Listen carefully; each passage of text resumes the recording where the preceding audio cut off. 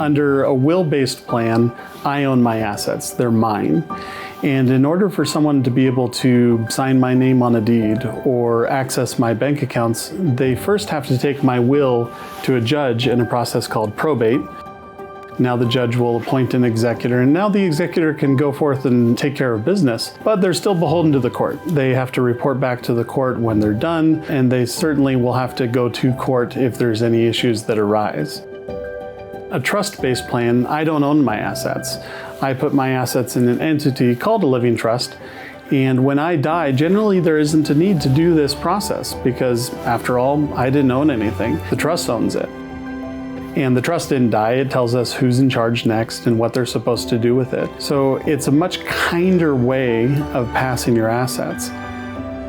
The main difference between a will and a trust is when it takes effect. How do we want this to transition, right? Do we want it to transition through court? Do we want it to transition without court? The other thing about the trust that's different from a will is that the trust covers all of the instances of life. So, a will just deals with death, right? It says, okay, when you die, this is how you want your assets distributed. But it doesn't really help you out with incapacity. In a married couple, you've got 2 incapacities that you have to worry about. You got 2 deaths you have to worry about. That's a big concern. And so with a trust, we cover all of those.